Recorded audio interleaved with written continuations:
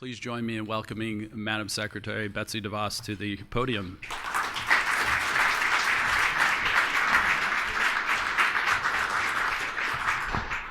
Thank you so much, Scott and Bernard. It's really a pleasure to be here with you this afternoon, and I hope you've enjoyed a good lunch. Does anyone feel a need to maybe get up and stretch a moment? I'm going to make just a few comments, and then Scott and I are going to have a conversation, which I think will be a lot more interesting than me speaking for too long. But I really am pleased to be with you and to share your focus on American economic prosperity and leadership.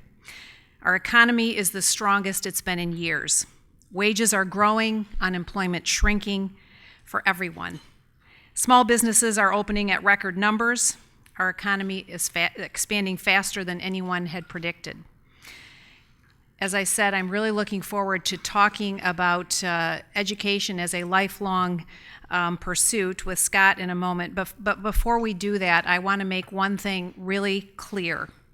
I believe American higher education is the envy of the world. And in order to keep it that way, there are a few challenges that need to be met head on. Right now, there are more than 7 million unfilled jobs in the United States, and more than 80% of HR professionals say they've had difficulty finding qualified people for open positions. Employers can't find enough qualified people to hire because often there are too many disconnects between education and the economy. And it all starts with K-12 education. Too many students are unprepared. Only about half of America's high school students took the ACT college entrance exam this year. And of those, only a quarter of them were deemed college ready in multiple subjects. 1 in 4. America's antiquated approach to education fails too many students. What we really need is a transformational change in K-12 education. That's why I'm very excited about our Education Freedom Scholarships proposal. I hope you've seen it. It's a $5 billion annual federal income tax credit for voluntary contributions to 501c3 nonprofit organizations that will provide scholarships to students. It's really about unleashing thousands of not yet imagined ways for students to learn. Another way we're empowering students is by getting government out of the way of new and innovative approaches to education. We reject the idea that one-size-fits-all education solutions have any place in today's world, a dynamic, iterating global economy. There should be many education pathways because there are many types of students with many different interests and many kinds of opportunities with varying requirements. We know there are fewer traditional students in higher education today, so higher ed needs to be more responsive to all students. As we've done with all of our reforms, we ask why we do things, how we do things, and how might they be done better. And I know we'll talk about that more in a moment, so I'll just say that our higher ed reforms are necessary and timely. We're expanding apprenticeship and dual enrollment opportunities. We're reforming accreditation to encourage different approaches to higher education. We're opening up the federal work-study program to include opportunities actually useful to students' careers. We restored year-round Pell funding so students can learn when it works for them. Additionally, we are championing short-term Pell and second-chance Pell to serve more kinds of students. We're transforming federal student aid by modernizing every aspect of how it's run and every aspect of customer experience.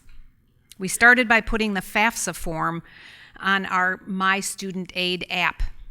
We're adding relevant information for students to keep track of their loans in real-time basis. We also updated the college scorecard to make information about higher ed institutions actually useful for students to make informed decisions. We reached historic consensus on reforms to distance education, competency-based education, credit hours, religious liberty, and more.